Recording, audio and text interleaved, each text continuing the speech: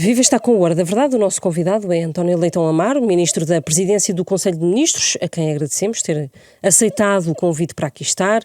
Eu sou a Susana Madureira Martins e comigo está a jornalista do Público, Helena Pereira. Bem-vindo, mais uma vez, aqui a este estúdio. O Governo esteve reunido com os partidos, com assento parlamentar, e eu gostava de perguntar-lhe se já é possível saber que alterações vai o Governo fazer para contornar o chumbo do Tribunal Constitucional em relação à lei de estrangeiros. Sim, o Governo teve de facto nesse processo de diálogo e creio que estão reunidas para nos próximos dias, condições para nos próximos dias partilhar com, agora em versão de texto, as orientações de ajustamentos à lei dos estrangeiros, seguindo o mesmo destino, que é regular mais, em alguns casos, ajustar e até limitar os fluxos, certos fluxos de entrada, de forma a que possamos ter uma imigração que é controlada e, por outro lado, se orienta mais para um perfil de imigração mais qualificado. Isto significa, não, podia ser uma opção, fazer uma superação da decisão do Tribunal Constitucional, haveria maioria provavelmente parlamentar para isso, mas a nossa opção é procurar fazer ajustes, que na maior parte dos casos são ajustes pontuais. Quero chamar a atenção para que a grande maioria da lei não foi sequer apreciada ou foi validada pelo Tribunal Constitucional. Houve uma maioria. Enfim, nós não concordamos necessariamente com a sua avaliação, mas respeitamos e, portanto, vamos ajustar aqueles pontos. Eu diria que estamos em condições de apresentar essa solução ao não Parlamento. Não quer dizer pormenores dessa solução? Não, posso-lhe dizer, aquilo, havia essencialmente cinco temas. Uma fixação de um prazo de 2 anos para o reagrupamento, para maiores, para pedir, mas para maiores, ou seja, era preciso que o imigrante cá esteja 2 anos para fazer o reagrupamento. Depois havia um tema sobre o desenho da obrigação que nós criámos de quem vem, os familiares têm que adotar medidas de integração, como a aprendizagem de língua portuguesa, da cultura, costumes e os filhos de ensino obrigatório. Ajustávamos o acesso à justiça e o prazo de decisão. E o que é que mudam? Acabam com os 2 anos? Não acabamos com os 2 anos, fazemos, aliás, porque nem sequer o Tribunal Constitucional diz que os 2 anos não são aceitáveis. Aliás, há vários países pela Europa fora que têm 1 ano, 1 ano e meio ou 2 anos. Há países, aliás, que até exigem conhecimento prévio total da língua do país. Opções diferentes. O que o Tribunal Constitucional diz é que há certos grupos de cidadãos que merecem uma tutela, seja um prazo eventualmente mais curto ou uma ponderação. E o que nós vamos fazer é procurar um espírito das situações que são mais sensíveis e procurar soluções de equilíbrio nas soluções mais sensíveis, mantendo uma regra geral de 2 anos e mantendo uma regra, porque o Tribunal Constitucional não se opôs a isso, sendo que mantemos a lógica de que os menores não precisam ter 2 anos, podem reagrupar logo, não acabou o reagrupamento familiar. E, portanto, são ajustes que mantêm a direção com alguns ajustes na rota. Marcos Mendes dizia esta semana que a futura revisão da lei de estrangeiros, de que estamos a falar, deve ser aprovada pelo Governo em consenso, pelo menos com o Partido Socialista. É o que o Governo vai fazer ou quer um consenso ainda mais alargado? Não, o Governo apresentou as suas sugestões. Eu pergunto isto porque num primeiro momento, não é? Prévio até ao chumbo do Tribunal Constitucional, o consenso que foi concluído foi com o Chega. Gostava de saber se agora vai ser algo alargado ou... Quem tem que responder a isso não somos nós. Nós apresentámos as soluções a todos os partidos, todos os grupos parlamentares. Cada grupo parlamentar agora tem que decidir se quer ser parte da solução ou se quer opor e continuar a negar que foram criados desafios muito grandes e dificuldades em alguns casos, com um tempo que está a acabar, que nós já largamente terminámos da imigração de portas escancaradas. O Governo sabe que não estará sozinho naquilo que quer mudar agora nestas novas alterações. Acreditamos que há condições para isto ser viabilizado. Não temos a certeza o que é que fará cada partido, mas também não é a mim que me cabe falar por eles. Da nossa parte, sabemos, mantemos o objetivo, é preciso ajustar os fluxos, em alguns casos limitar alguns fluxos. Visto que procura de trabalho deve ser apenas para altamente qualificado, ou seja, quem ainda não tem trabalho e vem à procura deve ser só apenas para posições altamente qualificadas. O caso das autorizações de residência CPLP devem ser apenas para quem tem vistos de entrada para residir, não para quem tem vistos de turismo ou isenção de visto, não deve poder pedir em território nacional uma autorização de residência. Vem e logo se vê. Acabar esse princípio, a ideia de acabar esse princípio, vai para Portugal e logo se vê, é uma orientação de acabar que nós mantemos. E já agora que o Tribunal Constitucional não contestou nem o Presidente da República. No reagrupamento familiar, há ajustes a fazer e nós estamos a procurar fazê-los. Pode haver uma espécie de cotas para reagrupamento familiar? Cotas? O definir um número de reagrupamentos por ano?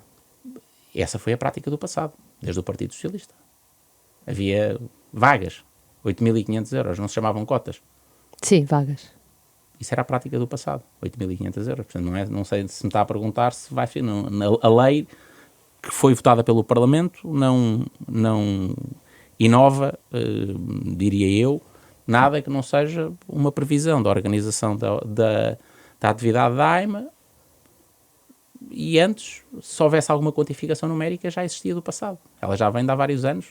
Então, e o que é que está disponível para fazer ou para alterar no reagrupamento familiar? Permitir que... Sim.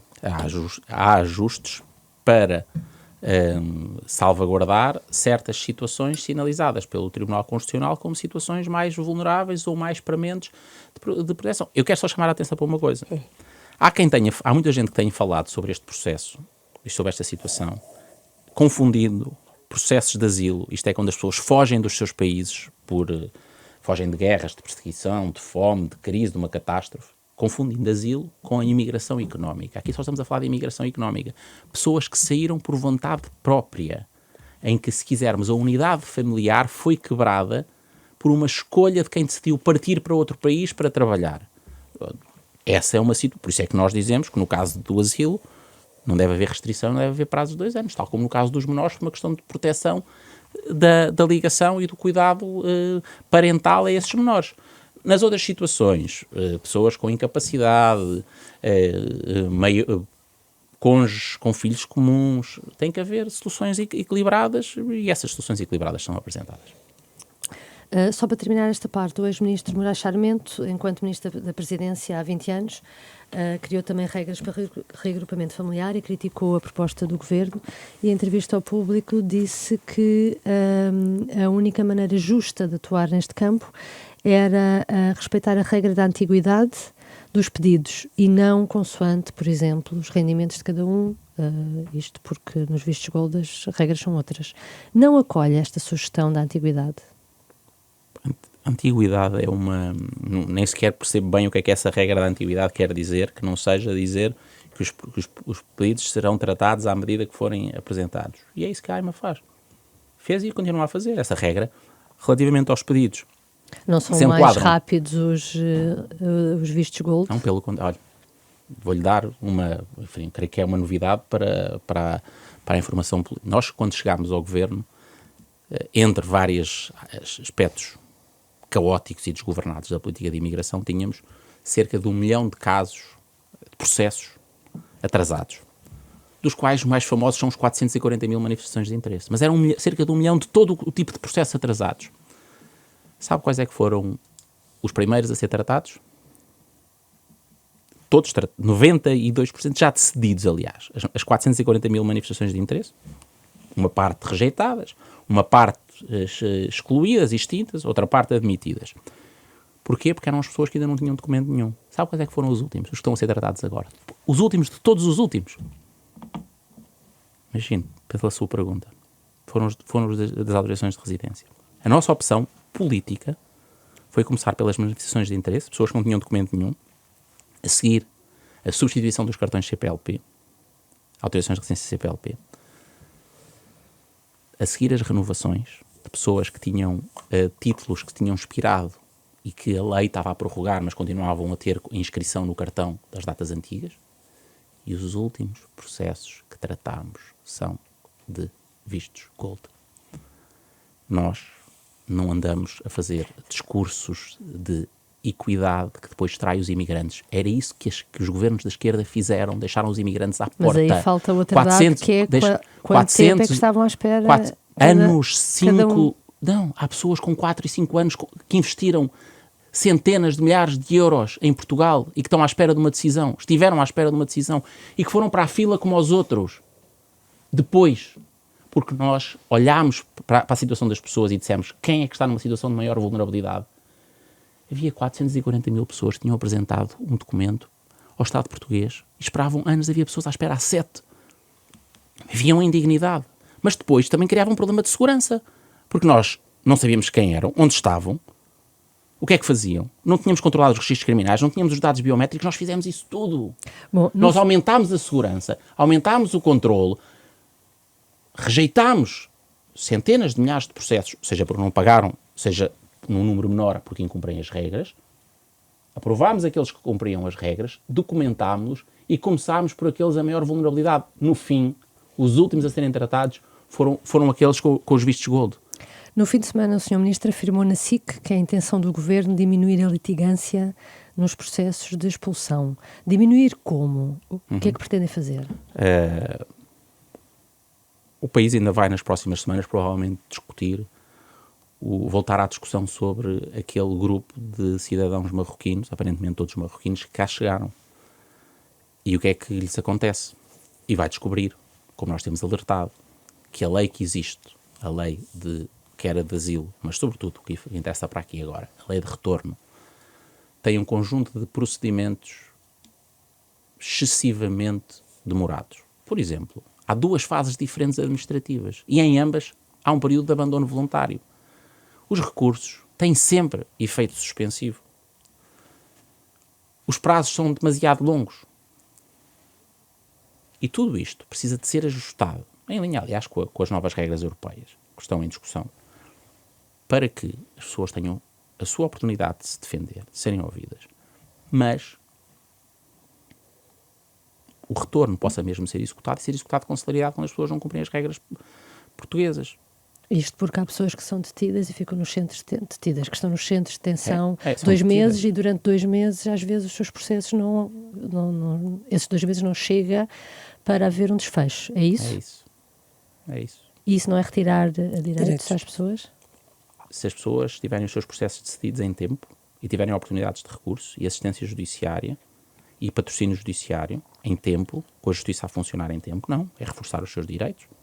E os recursos podem ter que limite temporal? Vou-lhe, enfim, também, de alguma forma, se quiser, uma novidade pública, que é, nós estamos a terminar, eu creio que no mês de outubro, apresentaremos e levaremos ao Conselho Nacional de Migrações e Asilo e só depois disso aprovaremos a proposta de lei do novo regime de afastamento de pessoas em situação ilegal, chamado o regime de retorno.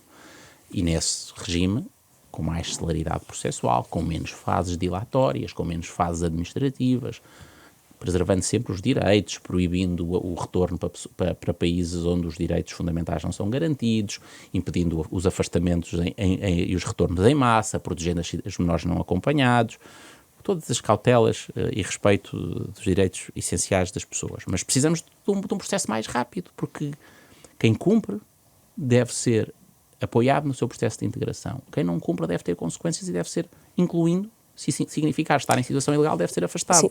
E, portanto, no mês de outubro, apresentaremos ao Conselho Nacional de Migrações e Asilo e depois levaremos ao Parlamento o novo regime de afastamento coercivo, que já agora podia estar em vigor, não fosse o PS e o Chega, no ano passado, terem chumbado no Parlamento. E qual é que era o prazo? Não, o que nós na altura pedimos foi a autorização legislativa para aprovar isso por decreto-lei. E o Chega e o PS não nos quiseram dar esse meio. O prazo que o Governo quer é uma questão de, enfim, de meses ou semanas que se resolva... No momento em que a proposta de lei for apresentada, conhecerão. O seu secretário de Estado, Rui Armindo Freitas, anunciou em junho, aqui na Renascença, que ia haver 40 mil notificados para expulsão. Quantos é que foram notificados à data de hoje? As notificações estão em curso porque nós, exatamente para a preservação da dignidade das pessoas e dos seus direitos, criámos uma equipa especial para rever as decisões. O número de 40 mil ligeiramente, é à volta de 40 mil, ligeiramente superior, é dos indeferimentos, pedidos recusados, que tendencial e gradualmente caminharão para notificações de abandono. E eu também acho que disse esta semana que as notificações de abandono já emitidas são acima de 10 mil, então entre 10 e 15 mil, que vão sendo emitidas gradualmente, com essa verificação dos direitos, e depois as pessoas podem reagir dentro dos instrumentos da lei portuguesa. E nesse hiato de tempo, não é? Estão nos centros de detenção.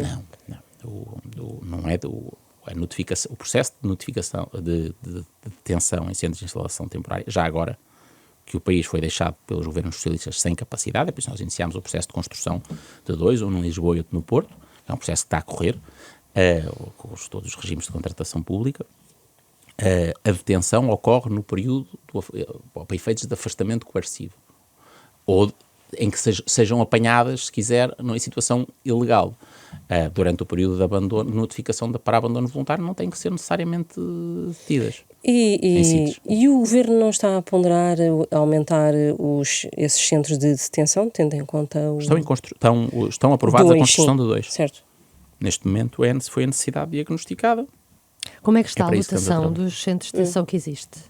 É sabido, é conhecido a propósito deste processo da chegada dos cidadãos marroquinos, que o país foi deixado praticamente sem capacidade.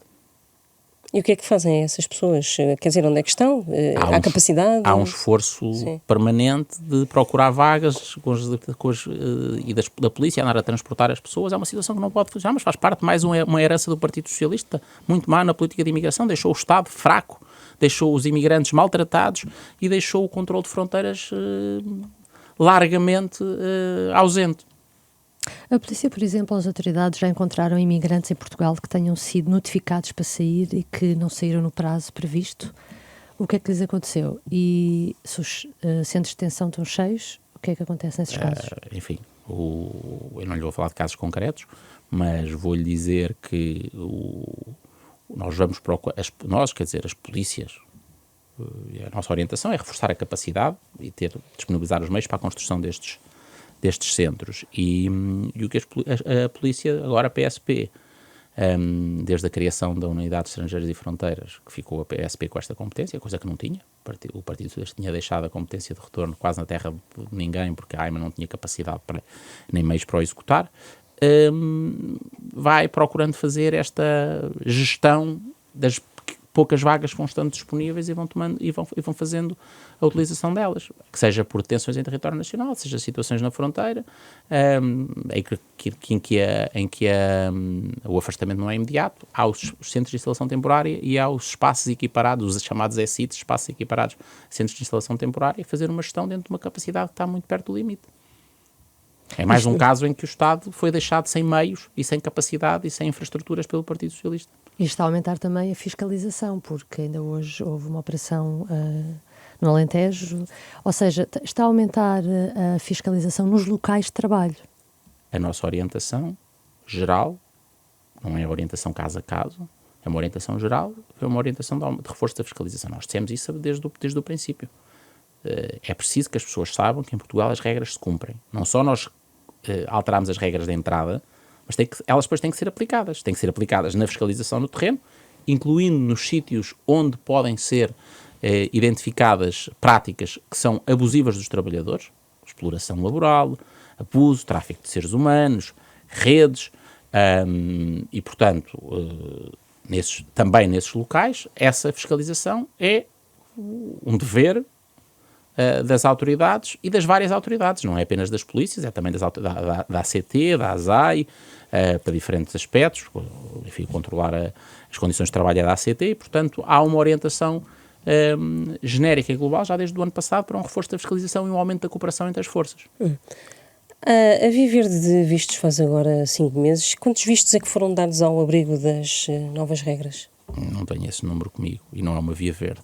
É um canal em que se os empregadores assumirem responsabilidades, corresponsabilidades na integração de quem trazem e de quem contratam, nós garantimos prazos mais rápidos de emissão. Nós sabemos que em certos setores ainda há necessidades de mão de obra que têm que ser satisfeitas por trabalhadores estrangeiros. Sabemos que Portugal deve ser um país que atrai idealmente talento, no caso de estrangeiros qualificados.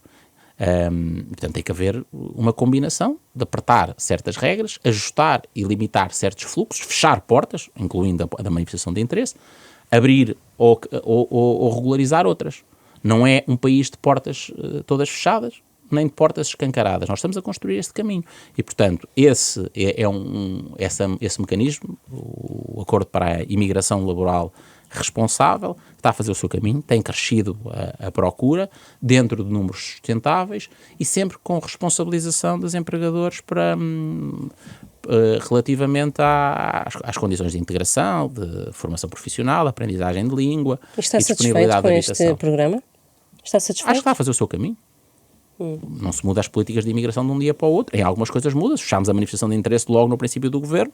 Há outras, a reorientação dos fluxos demora. É um bocadinho como guiar um petroleiro em alguns casos. É preciso começar a mudar as regras aqui para lá uns quilómetros à frente, o petroleiro mudar de direção. Foi prolongada até 15 de outubro a validade dos títulos de residência que estão caducados. Há mais de 300 mil imigrantes nesta situação. Pergunta se vai ser possível à AIMA fazer estas renovações neste período ou o mais certo é mais à frente, depois dessa data, termos uma nova extensão. Não, já foram todos atendidos. Estes que não são 300 mil. Já muitos não estão cá em Portugal. Todos os que eram elegíveis para a renovação estão todos atendidos. Eu queria dizer-lhe isto. Portugal assistiu no último ano, faz 1 ano e 1 semana, a uma das maiores operações de resposta da máquina do Estado a que assistimos em todas as dimensões. Seguramente, a regularizar e a resolver processos pendentes é seguramente das maiores operações da nossa história. Eu disse-os, mais de 1 milhão de casos pendentes, em que implica atender pessoas, analisar processos, tomar decisões. Foram contactados, neste contexto, neste momento, mais de 900 mil pessoas atendidos na estrutura de admissão, porque pagaram, porque vieram ao processo, mais de 500 mil. Há aqui uma diferença, são pessoas, incluindo nessas renovações, que já não estão cá, ou que não quiseram pagar as taxas e podem ter abandonado, não estão cá, porque senão pediam a renovação. De todos estes, das manifestações de interesse, dos CPLP, em que há uma substituição de cartão, que eram 220 mil, nas renovações, até 15 de outubro, toda a gente já foi chamada, toda a gente estas 900 mil pessoas foram chamadas para poderem resolver a sua situação e nós conseguimos a maior operação de resolução de dependências que nos lembramos na nossa vida recente. Com 2 vantagens. Por um lado, isto aumenta a segurança. Todos os portugueses podem se sentir mais seguros hoje. Nós hoje temos uma imigração mais controlada, na medida em que todos aqueles casos, nós recolhemos dados biométricos, controlamos registros criminais, sabemos quem são, onde estão e o que fazem cada uma dessas pessoas. Portanto, mais controle. Por outro lado, damos dignidade a essas pessoas. Aquelas pessoas, eu acho que devem ter ouvido vários destes casos, que não conseguiam fazer um contrato, não conseguiam arrendar uma casa porque não tinham um documento, não podiam ir visitar a família e voltar porque o seu documento estava caducado e o que lá dizia no documento era uma data que já estava expirada, apesar da lei portuguesa de ter prorrogado. Os cidadãos CPLP que não podiam circular no espaço Schengen e os seus títulos eram num prazo mais curto. Todas estas pessoas, reparem, nós estamos a falar de 900 mil que foram tratadas com dignidade. Quando eu ouço pessoas a questionar qual é que é a abordagem do governo e o tratamento que dá aos imigrantes, eu pergunto, o que é que acha como é que acha que estas 900 mil pessoas se sentem? Finalmente tiveram uma resposta do Estado português dada por este governo em parceria, seguramente com a AIMA, com a estrutura de admissão, mas várias ONGs que têm trabalhado connosco. Mas há imigrantes que, por exemplo, não estão de todo contentes com esse trabalho, tendo em conta até que Temos esta quarta-feira uma manifestação à porta do Parlamento, exatamente a protestar contra a atual política do Governo. Está a ver,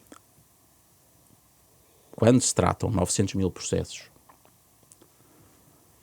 atrasados, há sempre casos pontuais em que a avaliação possa merecer uma revisão. E por isso é que há os instrumentos administrativos e judiciais para essa revisão. Tirando casos pontuais, a percepção que tenho sobre parte dos processos, ou dos protestos, ou das queixas, são de pessoas que não querem que nós apliquemos as regras e não querem que Portugal seja um país com regras mais apertadas. Discordamos. Ouço.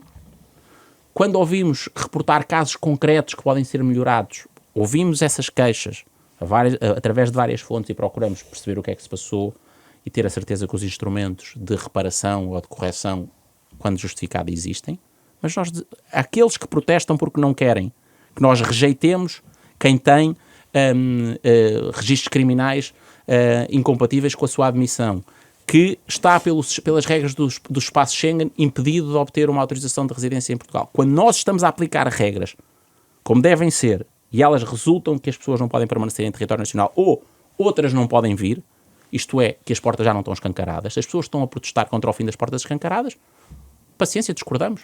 E não vamos voltar atrás nisso, pelo contrário, continuamos neste caminho de, por um lado, regular, por outro lado, tratar com mais dignidade e mais humanismo quem cá está. O público tem noticiado casos de estrangeiros que foram notificados para abandonar o país, tendo filhos nascidos em Portugal. Como é que é possível que isto aconteça? Porque, de alguma forma, durante o processo, segundo nós questionámos a AIMA sobre isso, perante essas notícias, e casos que nos chegavam, e o que a AIMA nos responde é que são tudo casos onde as pessoas que no momento certo do processo, em que deviam ter feito a prova da existência de filhos, em território nacional, não fizeram essa prova. E, portanto, estão a recorrer a mecanismos de recurso para fazer, porque a lei portuguesa permite, portanto, a lei prevê a proteção desses casos. Então está a dizer que não foi por erro da AIMA, mas por Estou-lhe a dizer qual é que é a informação que nós recebemos da AIMA, que é os casos em que essas decisões foram emitidas, não tendo sido considerado no processo decisório a existência de um filho, é porque, de alguma forma, a existência do filho não foi documentada e demonstrada no processo. É isso que lhe estou a dizer. Por outro lado, estou-lhe a dizer que a lei portuguesa prevê, e estão a ser utilizados, mecanismos de revisão e trazer essa informação ao processo, em que as pessoas podem demonstrar essa situação, e a situação, se tiver cobertura na lei portuguesa, como acontece em todas as outras e por outros motivos, essa decisão é revista. Há também casos de imigrantes notificados para expulsão. Deixa-me só reforçar uma coisa. Nós tivemos o cuidado, para esses processos de notificação de abandono voluntário, haver um duplo controlo. Nós não nos bastámos com uma primeira decisão. Nós fizemos uma equipa que tinha vários dos melhores analistas da AIMA a rever a primeira decisão. E aquelas decisões, todas as que avançaram do indeferimento para a notificação de abandono voluntário, foram decisões que foram verificadas 2 vezes por trabalhadores públicos que são altamente diligentes e escrupulosos cumpridores da lei. Acontece muitas vezes, como acontece com os cidadãos portugueses, que as pessoas não juntam ao processo toda a documentação para demonstrar a situação ou o direito que reclamam. Desde que estejamos num Estado de Direito e que, se assim for, e as pessoas tiverem um direito substantivo, haja mecanismos de revisão da situação, eles puderem ser utilizados, estão a ser utilizados. Houve também casos de imigrantes notificados para expulsão porque a AIMA recusou o visto de residência a quem tem um nome no sistema de informação Schengen. A lei diz que a AIMA deve consultar primeiro o país que fez o alerta, mas nem sempre isso sucede. Não é verdade. Não é verdade isto? Isso não sucede quando, ou não sucede, melhor dizendo, há uma coisa que lhe falta aí, é que essas decisões de indeferimento não ocorrem simplesmente porque houve uma identificação no sistema Schengen. Já agora, para que as pessoas saibam o que é que isso quer dizer. As pessoas foram apanhadas em situação ilegal noutro país. Ok? Nós vivemos num país de vários Estados, não apenas os Estados da União Europeia. O espaço Schengen tem mais países e há regras. Se as regras são violadas num outro país, nós todos somos obrigados a cumprir as regras comuns. O que é que acontece? Há casos onde essa situação é identificada antes do pedido ser apresentado. Esse procedimento é aplicável. Acontece outros casos em que as pessoas são apanhadas noutros países em situação ilegal, depois de já terem pedido, terem feito o pedido em Portugal, da residência, e então há também uma nova infração do direito português. Pronto. E é essa situação que alguns reclamam e que a AIMA, sempre que essa reclamação é feita, que está a ser feita a verificação, para ver se há um cumprimento não apenas da situação da marcação Schengen, mas também do cumprimento das regras nacionais da presença em território nacional ou território estrangeiro durante esse período. E acontece que há situações de imigrantes que ficam detidos nestes centros enquanto este processo está a decorrer. O que lhe pergunto é se o Governo pretende diminuir os prazos e encurtar o tempo para... Mas vamos lá ver, Helena. Nós estamos a falar, não estamos a falar de pessoas que incumpriram a lei portuguesa? Eu estou a fazer a pergunta. Não, estou a perguntar. É só para eu saber de que é que estamos a falar. Estamos a falar de um universo de pessoas que incumpriram ou não a lei portuguesa. É que só estamos a falar de pessoas que são detidas em centros de instalação temporária se foram identificadas como incumprindo a lei portuguesa. Sim, eu vou terminar a pergunta. O que eu lhe pergunto é, havendo estes casos e tendo o Governo a intenção de mudar as regras de maneira a agilizar e tornar mais rápido o processo, se não pode aumentar também os erros ou alguma falta de garantia para as pessoas, está a perceber? Porque depois o processo vai ser muito mais rápido, não é? E, portanto, já há estes aparentes problemas, numa altura em que a lei vai ser mudada... É por isso que eu comecei desde o princípio. Há um problema. A pessoa teve um comportamento desconforme à lei. Esse é o problema. Essa é a raiz do problema.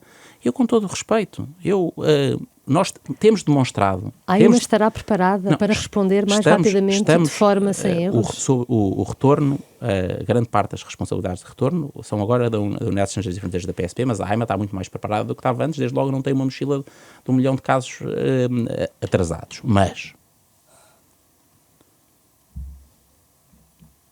nós temos mais do que demonstrado, eu aqui procurei dar vários exemplos, em que estamos a reforçar a proteção e a resposta às pessoas e a resolução dos casos pendentes e aplicar todas as garantias de defesa das pessoas.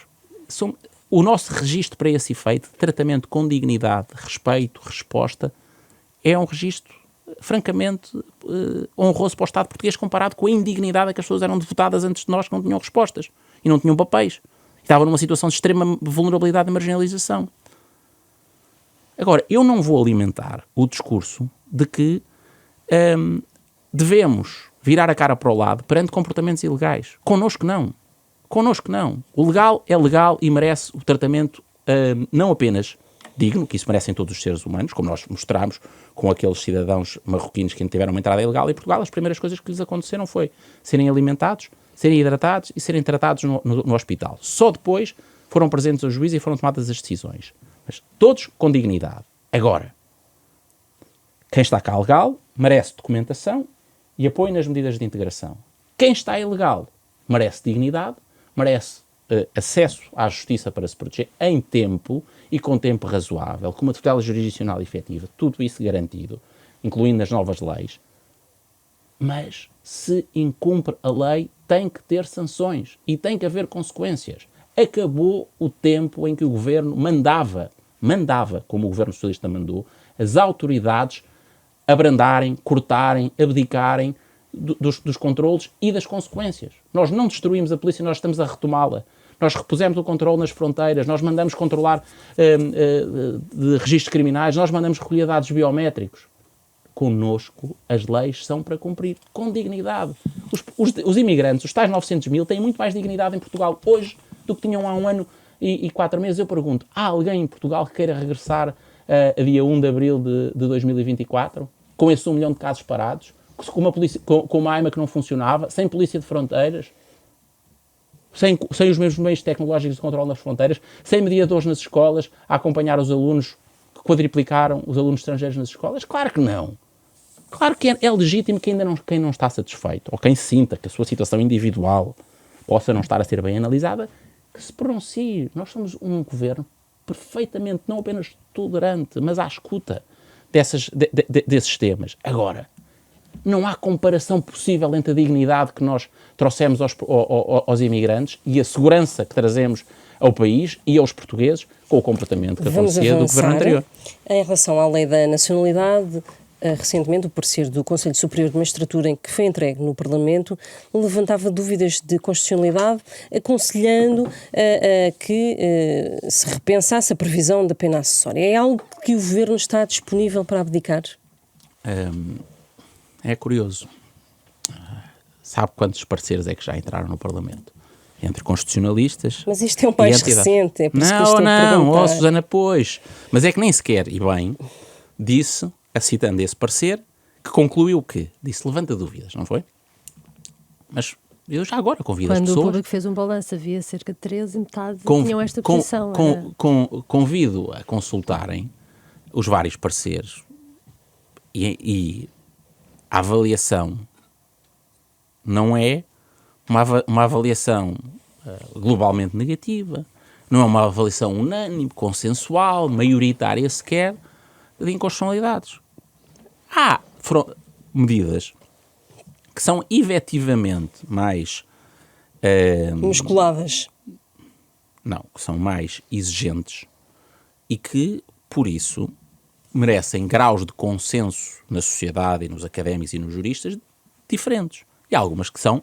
que têm mais divisões, como aconteceu na lei dos estrangeiros, acontece na lei da nacionalidade. Então, volto a perguntar. E respeito, tal como aconteceu no Tribunal Constitucional. Sim. O Tribunal Constitucional dividiu-se, em algumas até foi 7-6, noutros casos foram maiorias diferentes e, portanto, são opiniões diferentes. Então a pergunta, o Governo, portanto, sendo assim, não está disponível para abdicar desta norma. O Governo já fez a sua proposta e a proposta está no Parlamento. A partir de agora é um exercício dos grupos parlamentares. Mas nós achamos que esse instrumento, como muitos das entidades, já agora, também há conselhos superiores que acham que não há problemas de constitucionalidade, há muitos académicos que se pronunciam em pareceres na Comissão que dizem que não há nenhum problema de inconstitucionalidade. Vão agarrar-se a esses pareceres. Nós vamos agarrar. Nós propusemos uma medida que achamos que é adequada. Faz parte de uma lógica de nacionalidade é o vínculo mais essencial, mais forte e definidor da pertença à comunidade política. Ela tem que ser atribuída com exigência, com demonstração de ligação efetiva, e nós damos várias provas na lei que isso passa a acontecer, e numa fase inicial em que há uma quebra essencialíssima e gravíssima na relação com a comunidade, tal como se a pessoa prestou falsas declarações pode ser anulada a nacionalidade, já existe na lei isso. A Constituição já agora prevê a privação da nacionalidade. Expressamente, não é uma questão, uma criação nossa, a questão são as condições. Pode-se discutir as condições. A perda da nacionalidade é prevista expressamente na Constituição, está lá. A questão é as condições. Nós achamos que aquele elenco de crimes gravíssimos, verificados em concreto, com penas graves, específicas, decididas por um juiz naquele caso, sempre garantindo que a pessoa não fica apátrida, são um conjunto de condições equilibradas para garantir uma política de nacionalidade exigente de uma ligação efetiva à comunidade nacional, que envolve também, lá está, o conhecimento da língua e a adesão aos valores constitucionais portugueses, o conhecimento da nossa cultura. Vamos mudar de tema. Para o orçamento e muito diretamente, pergunto-lhe se o Governo prefere aprovar o orçamento, a proposta de orçamento do Estado com o Partido Socialista ou com o Chega. O que é mais confortável? Mas para nós não é uma questão de conforto, é uma questão de exigência nacional, é termos um orçamento aprovado. Nós não escolhemos parceiros preferenciais. Nós, aliás, fazemos este esforço de retirar o que nós chamamos opções de política, aqueles artigos que se dizia agora vamos mexer nas leis fiscais ou em outras leis, num certo sentido, mais de acordo com o programa de governo da A ou B. Nós procuramos enxutar, encurtar o orçamento para ser essencialmente uma reprodução de escolhas já feitas para que nenhum partido se afastasse, pudesse argumentar que se estava a afastar do orçamento por causa de escolhas de política. Ele, por exemplo, houve um partido que disse que chegou a dizer que se o orçamento tivesse leis laborais, regulasse leis laborais ou a lei de bases da saúde, se afastaria desse orçamento. Está a falar do Partido Socialista. Não interessa qual é o partido, para o efeito, mas é um exemplo. E é um exemplo para dizer que o orçamento não vai mexer nas leis laborais, nem vai mexer na lei de bases da saúde. E, portanto, isso não é um assunto. Não é preciso ninguém se fazer à falta. Cada partido tem que ser responsável. E nós fazemos a nossa parte fazendo um orçamento que não tem as opções de políticas públicas que dividem. O que faz é garantir ao Estado, aos serviços do Estado, às políticas previamente decididas, uma condição orçamental de implementação. Pergunto-lhe então se seria ainda mais confortável se o Partido Socialista e o Chega acompanhassem a viabilização da proposta de orçamento do Estado. Para o Governo era uma prova verdadeira de conforto e de estabilidade política. Enfim, eu acho que o país, já na situação em que está, que tem conseguido aprovar e conseguiu aprovar o orçamento para este ano, tem um nível de estabilidade política que faz inveja a grande parte dos países europeus e mesmo do outro lado do Atlântico. Aliás, isso vale para a estabilidade política, vale para a estabilidade económica, com níveis de desemprego baixos, de emprego elevado, de crescimento económico e de investimento a crescer, estabilidade financeira, com a dívida pública a cair, saldos orçamentais positivos, rating da dívida pública a subir. Portanto, há estabilidade económica, há estabilidade financeira, há estabilidade social dentro do país. E, portanto, este é um esforço que o país tem vindo a construir, em especial desde a crise financeira e da vinda da Troika, a recuperação que se fez desde esse governo, gradualmente.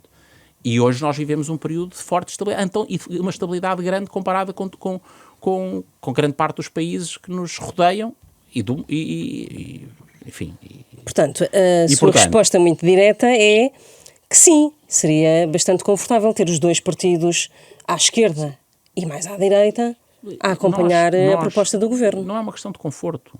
Acho que a viabilização do orçamento é um ato de responsabilidade. Nós estamos a fazer a nossa parte e vamos continuar a fazer a nossa parte com diálogo. Sabem, há reuniões, já houve reuniões com os partidos. Agora o Primeiro-Ministro chamou os líderes dos três principais partidos. Há um esforço efetivo para nós fazermos construir condições para que a estabilidade política se mantenha. Ninguém quer eleições, os portugueses querem o orçamento aprovado e, portanto, nessa medida é mais confortável para o país ter um orçamento aprovado. E acha que será mais difícil ou mais fácil negociar o Orçamento de Estado com André Ventura, um líder partidário que ao mesmo tempo agora é candidato presidencial? Nós não temos estados de alma sobre as facilidades ou dificuldades de negociação. Eu não me vou pronunciar sobre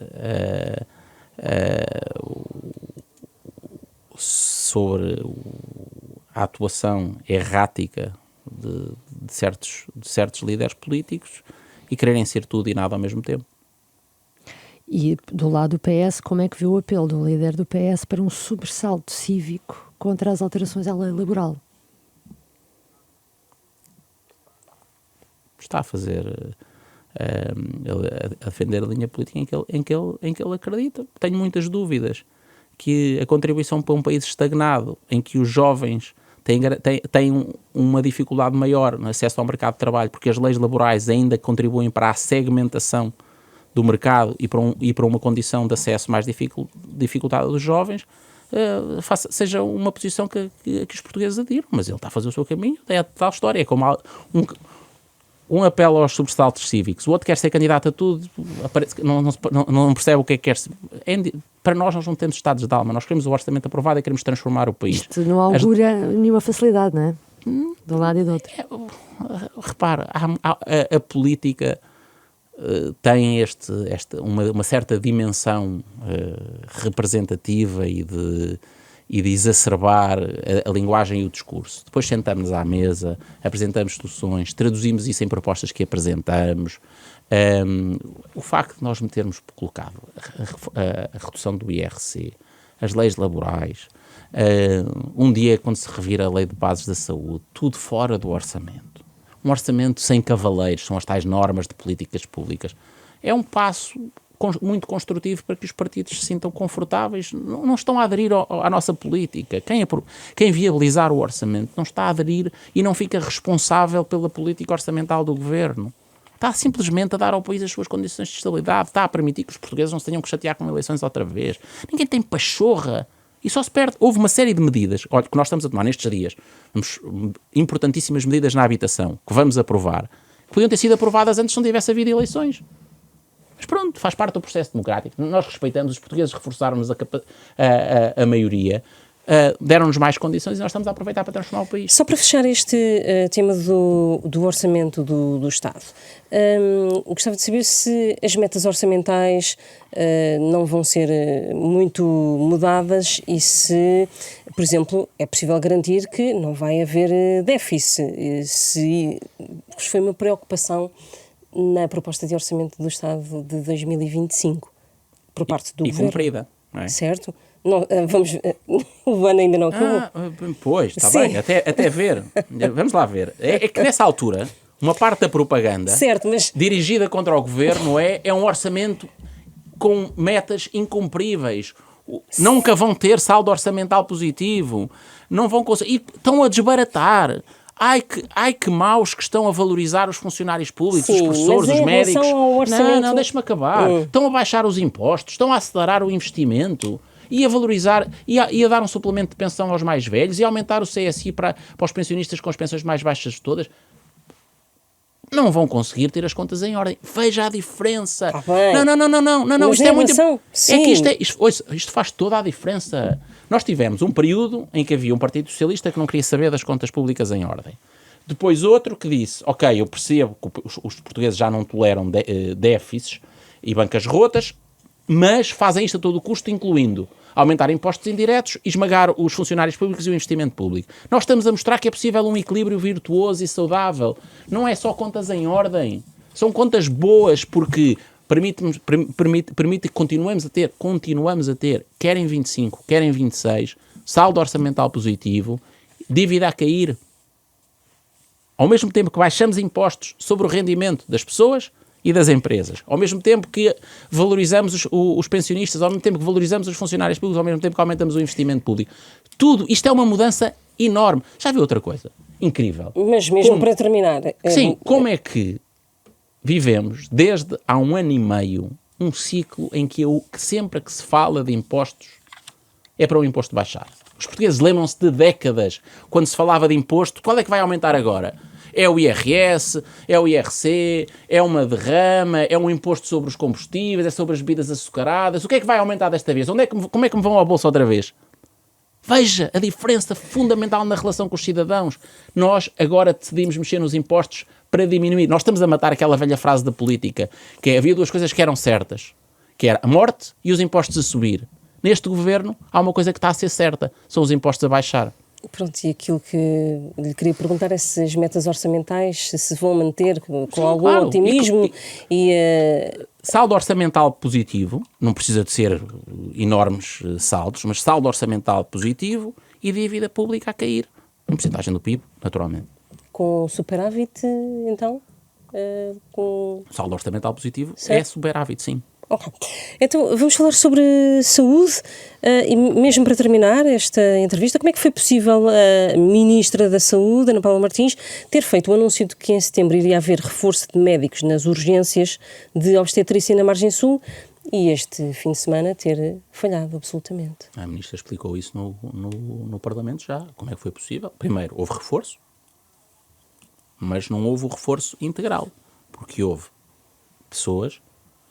Respeitamos, não se quer apontar o dedo aqui, e aliás traz uma lição para o sistema, que relativamente às quais havia a expectativa que no processo de contratação ficassem colocadas e acabaram por mudar de ideia. E isso a Ministra explicou. O que é que isso importa para a política pública? Primeiro, temos um governo que desiste perante essa dificuldade? Não. A Ministra ainda hoje anunciou medidas adicionais de reorganização e de partilha de serviços. E acha que as pessoas podem confiar naquilo que a partir de agora a Ministra anuncia? Hoje temos urgências fechadas mais tempo ou menos tempo? Mais urgências fechadas ou, menos, ou mais urgências abertas? É uma pergunta, eu sei que não sou eu que faço perguntas, mas eu posso responder a mim próprio. 1 ano e 100 dias depois desta Ministra da Saúde, os tempos de espera para consultas e cirurgias são menores, sobretudo nos mais urgentes. Há menos... deixa-me acabar. Que a palavra da Ministra deixa-me acabar. Há menos não urgências. Inspira a mesma confiança do que no passado, há menos urgências fechadas no país inteiro. Há muito mais produção aos doentes e aos utentes, ou seja, são mais servidos. O que é que nós sabemos? Que há 2 coisas. Há um sistema que foi deixado brutalmente débil e desorganizado pelo Partido Socialista. 8 anos de socialismo no SNS foram uma tragédia, foram uma doença quase mortal o que o socialismo fez ao SNS. Têm sido tomadas medidas, estamos a recuperar dessas em vários indicadores, mas há muito trabalho a fazer, sabendo que aconteceram 2 coisas também neste período, além de uma desorganização brutal do Partido Socialista. Aumentou muito a procura, não apenas pelo envelhecimento da população, mas pelo aumento de um grupo populacional muito significativo, que são os novos residentes em Portugal. E, por outro lado, neste período em que o SNS sofria e se degradava às mãos do Partido Socialista, a competição de oferta social e privada cresceu muito. É o que esta história, a grande lição que esta história traz. Hoje a competição é ferocíssima pela atração de médicos. Já não é dificuldade. A Ministra sabia isso em junho, quando foi a SIC fazer o anúncio. A dificuldade já não é sequer de reter, é de conseguir atrair. Bom, a Ministra da Saúde também disse que ia haver os novos helicópteros do INEM em setembro a funcionar 24 horas por dia e já não também será verdade. Portanto, volto-se a perguntar como é que as pessoas podem confiar nos anúncios da Ministra da Saúde. O que é que diz o contrato? Eu estou a dizer eu sei, mas o que é que diz o contrato? E não é o que diz o contrato. E não é o que diz o contrato, e além do que diz o contrato, o que foi garantido pelos prestadores contratados, foi. Mas o Ministério e o INEM já assumiram que não vai ser possível 24 horas por dia. E o que é que sucede nesse caso? É um cumprimento ou é um incumprimento do contrato? É um incumprimento, portanto vão pagar multas, é isso? O contrato tem que ser feito. Ou vai denunciado? O contrato, não me cabe a mim anunciar medidas. Seguramente os mecanismos contratuais são exercidos naturalmente. Isso quer dizer que vão ter que Não, mas vão ter que encontrar uma solução. Não havendo um serviço, têm que arranjar uma alternativa. Tem sido permanentemente o esforço deste governo vão voltar encontrar ao ajuste direto. Ou continuar a usar os da Força Aérea? O esforço deste governo tem sido permanentemente encontrar soluções para problemas. Uns que eram evidentes e outros estavam não estavam à vista do radar. E nós não vamos cessar. E esta Ministra tem feito isso. Ainda hoje, a propósito das urgências da obstetrícia na margem sul do Tejo, foram apresentadas medidas adicionais para conseguir. Os portugueses, têm que ter noção disto. É normal, e o Governo sabe que é normal, as pessoas que estão preocupadas e descontentes com os serviços que ainda não estão disponíveis. Qual é que é a nossa reação? É encontrar soluções. E temos encontrado várias soluções e mais soluções vão sendo propostas, encontradas e executadas à medida da necessidade. E nós não descansaremos enquanto houver dificuldade no acesso de qualquer português ao Serviço Nacional de Saúde. Isso é uma prioridade total. O maior desafio deste governo é seguramente consertar a doença quase mortal que foi deixada no SNS pela governação socialista. Agradeço ao Ministro da Presidência, António Leitão Amaro, por ter estado neste Hora da Verdade, que regressa na próxima semana. Este programa teve a gravação áudio de Beatriz Garcia e a gravação vídeo de Lara Castro.